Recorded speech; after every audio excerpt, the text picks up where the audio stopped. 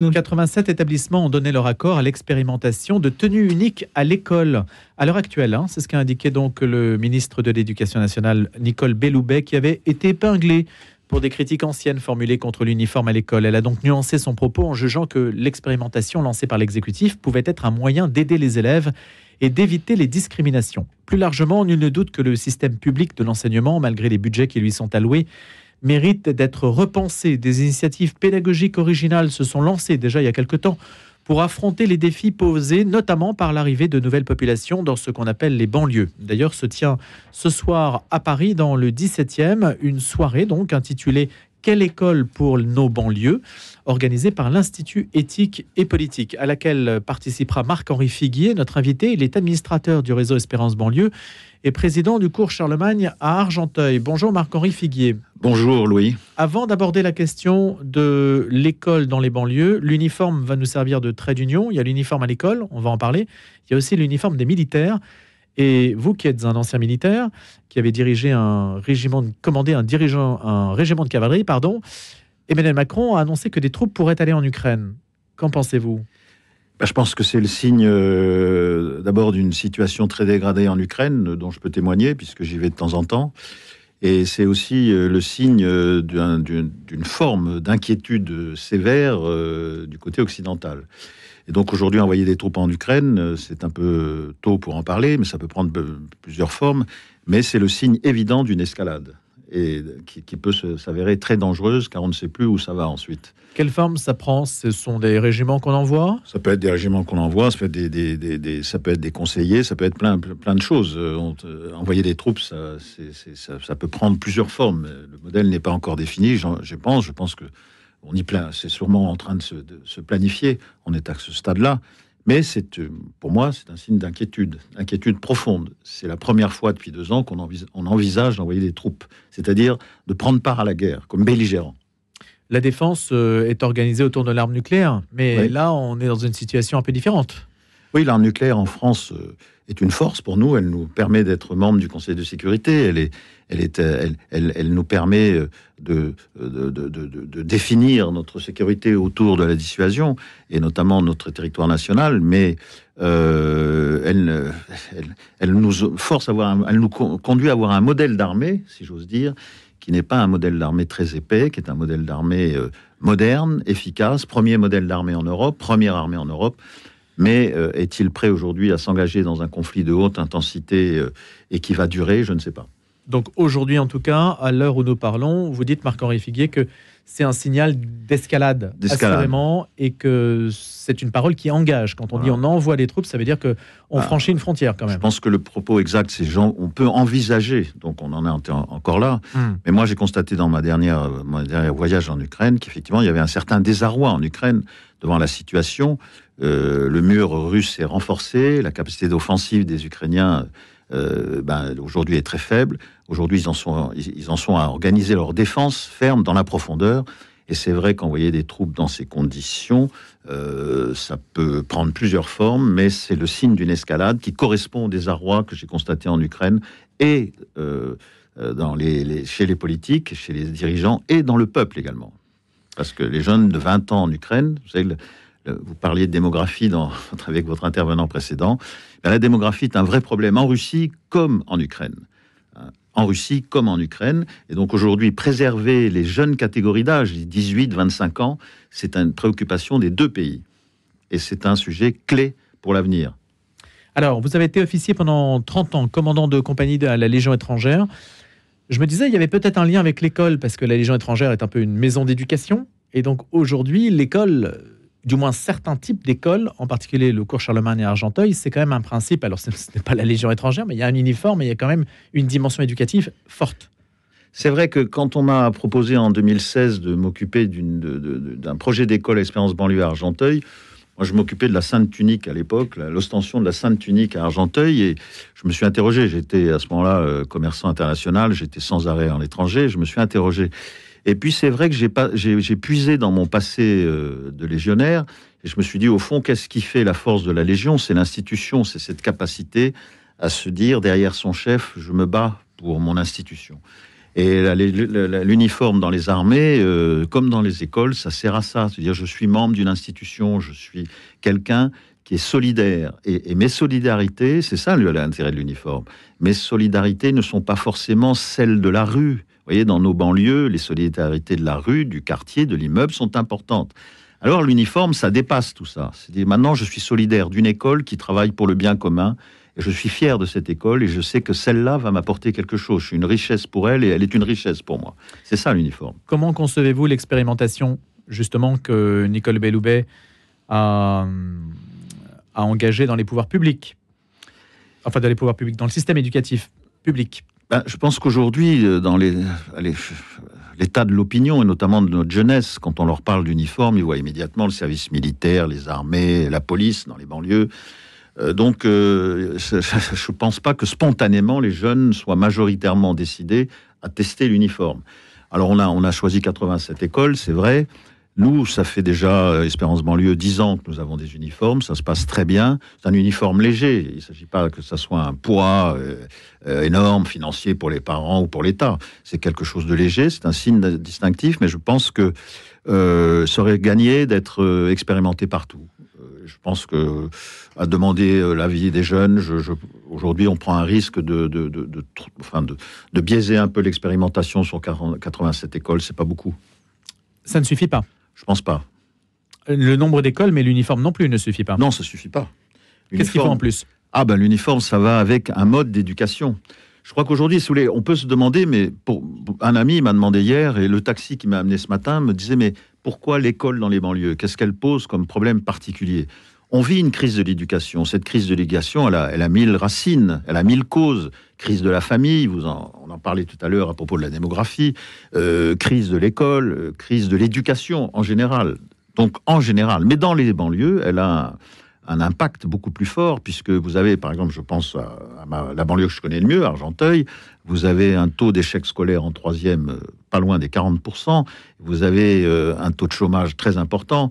On ne peut pas se permettre d'abandonner. Il y a dans les ZEP, vous voyez, les zones d'éducation prioritaire, plus d'1 million d'enfants. Dans les banlieues, il y a plus de 2 millions d'enfants. Et si on rajoute dans nos villes, dans notre pays fracturé, les campagnes, l'axe du vide, de Metz à Toulouse, vous avez à peu près 5 millions d'enfants qui sont en difficulté, en tout cas dans des conditions qui ne sont pas équivalentes à celles qu'ont les enfants des métropoles. Et donc aujourd'hui, nous avons créé ces écoles pour d'abord dans le but de l'équité, mais aussi de fournir une éducation solide autour de l'uniforme et du drapeau. C'est-à-dire de dire aux gens, vous êtes aux élèves qui, quand ils arrivent en CP, pour la moitié d'entre eux, dans notre école, les familles ne parlent pas français. Ils se disent algériens, marocains, maliens, pondichériens, etc. De dire, eh bien, écoutez, aujourd'hui, vous êtes français parce que vous avez les deux pieds sur le sol français. Et par l'éducation, mais par aussi l'académisme, l'enseignement, on leur apprend, on essaye de leur dire, oui, vous êtes français. Et c'est pas en leur serinant un roman national, c'est en leur disant, regardez, vous avez un uniforme, dans cette école, vous êtes respectés, nous vous respectons, vous nous respectez, ils nous vous voient aussi. Il y a tout un système éducatif complet, cohérent. Vous nous vous voyez, vous êtes respectés, nous vous respectons. Et ce contrat de confiance qui est en train de s'établir, non pas comme quelque chose d'imposé, mais qui s'établit au cours d'une scolarité complète, du CP jusqu'à la 3e, consiste à les convaincre que, comme je le disais tout à l'heure, ils sont une chance pour l'école est une chance pour eux, mais la France aussi est une chance pour eux, et ils sont une chance pour la France. On ne peut pas abandonner les enfants des banlieues au motif qu'ils ont leurs origines dans le Maghreb ou en Afrique. Non, c'est pas possible. C'est pas possible. En 3e, Marc-Henri Figuier, que font-ils?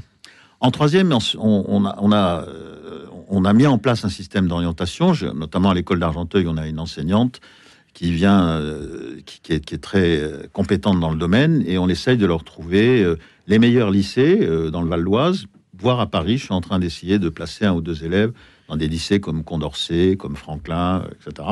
Donc, parmi nos élèves, il y en a qui sont excellents, qui auraient leur place dans des lycées d'excellence, qui auraient leur place dans des filières d'excellence générale ou technique, et on se bat pour qu'ils puissent les obtenir.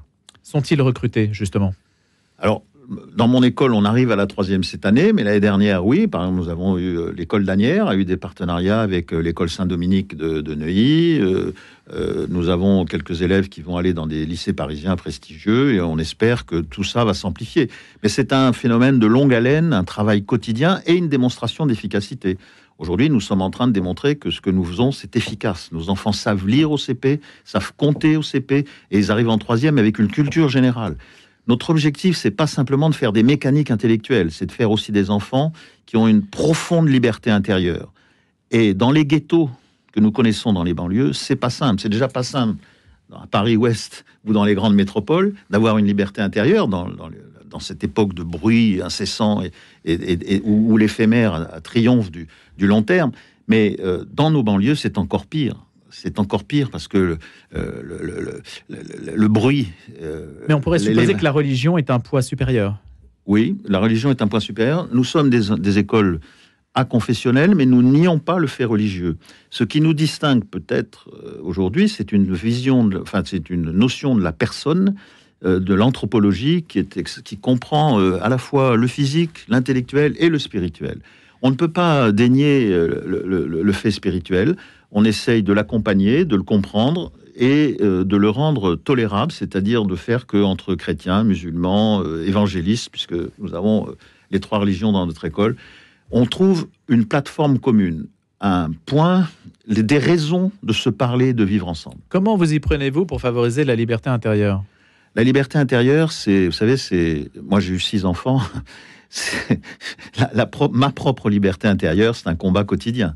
Donc elle commence à la conception presque et elle finit à la mort. Nous, la liberté intérieure, et là l'uniforme et la discipline sont très importantes.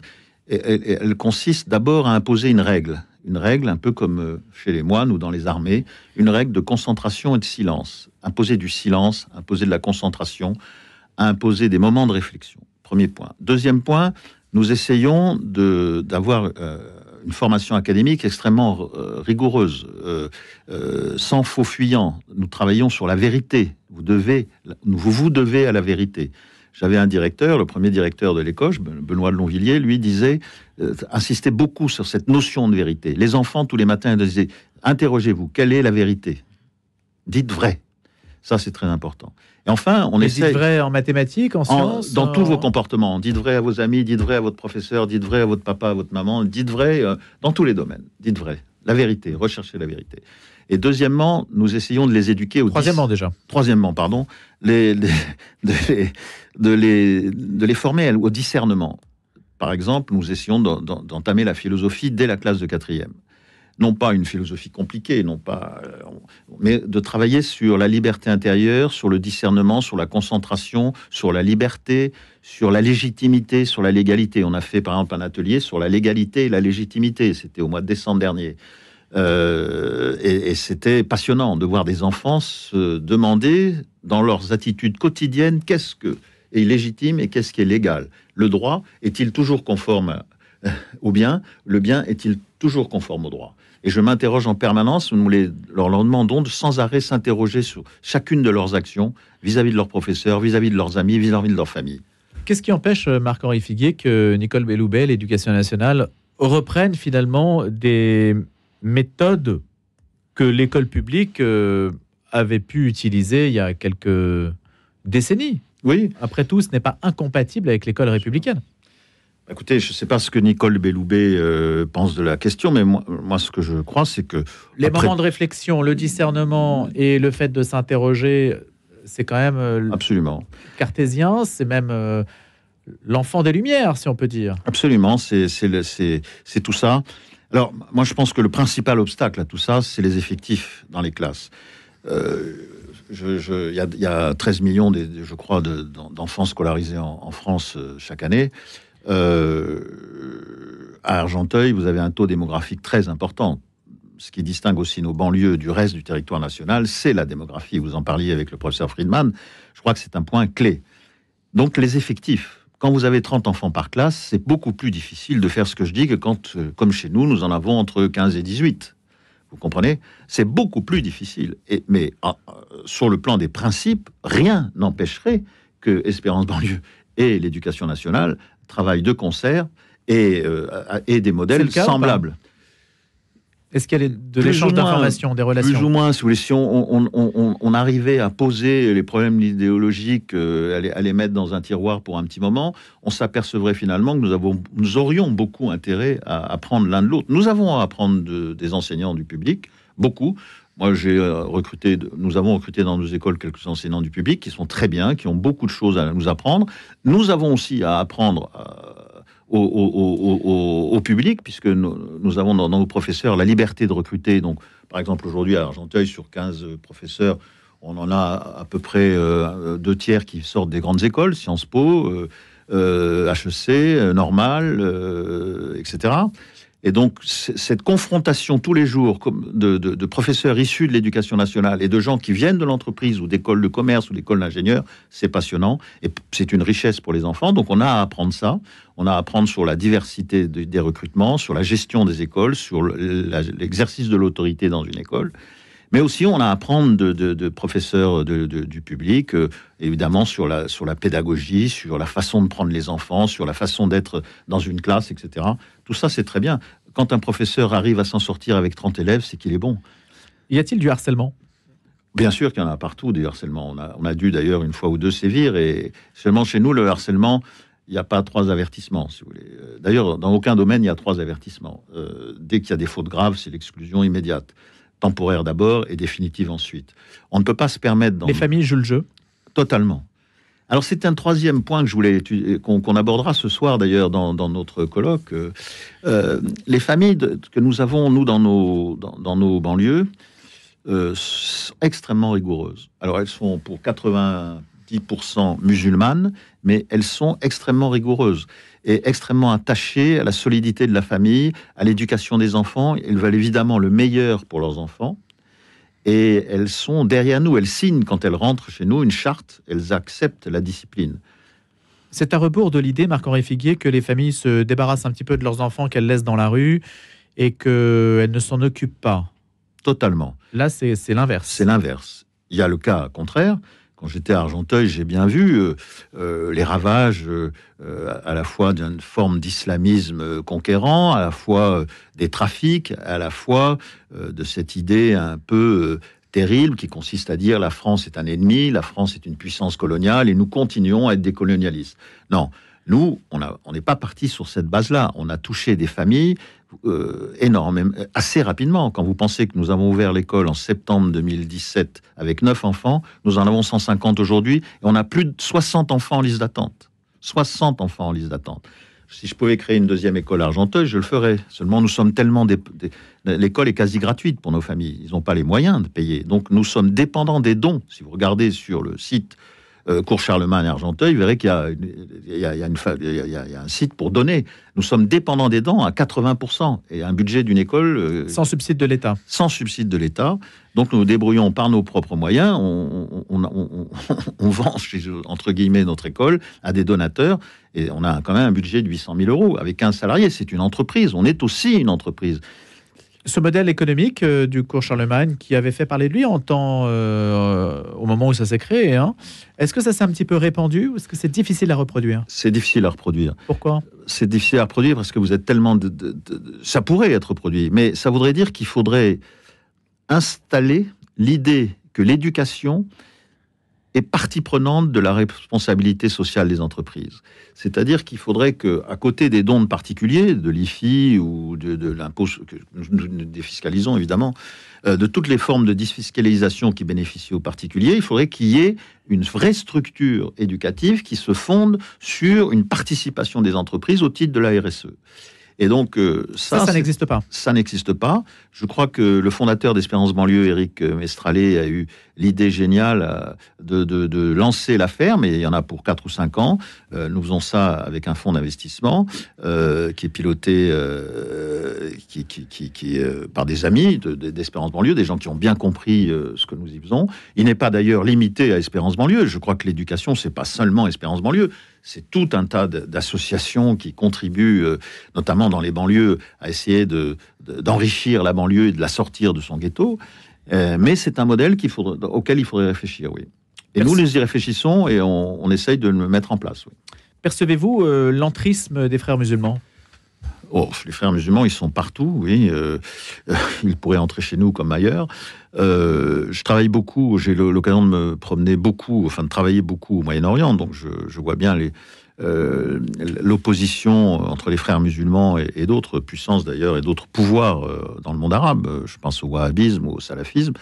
Oui, bien sûr qu'on le sent. Et ce qui est terrible dans les frères musulmans, comme l'a très bien montré Madame Bergeau-Blaclair, c'est qu'ils s'appuient sur la légalité, c'est-à-dire qu'ils sont là non pas pour casser le système de l'extérieur, mais pour le féconder de l'intérieur. Ils sont exactement un peu dans la position des premiers chrétiens qui fécondaient l'Empire romain déclinant et qui en ont fait l'Empire d'Occident.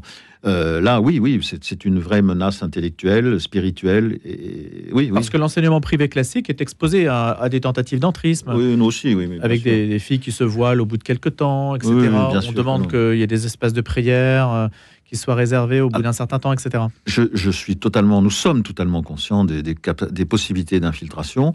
Nous veillons à cela. C'est pour ça aussi que l'uniforme nous protège, parce que nous n'avons pas de problème vestimentaire. Nous avons une cantine où chacun amène son repas, donc on n'a pas à se poser le problème du halal ou pas du halal. C'est une responsabilité en conscience des familles, mais je ne constate pas dans nos familles d'islamisme revendicatif et agressif. Non, pas du tout. Ça se passe très bien. On parle de religion. Moi, je suis catholique, je l'avoue. J'ai appelé le collège Charlemagne en hommage à Charlemagne qui a porté la Sainte Tunique à la basilique d'Argenteuil. Mais ça se passe très bien. Et je ne crois pas qu'il y ait d'opposition entre catholicisme et islam dans notre école. Il y a au contraire complémentarité, écoute réciproque. Emmanuel Macron y a-t-il été invité ?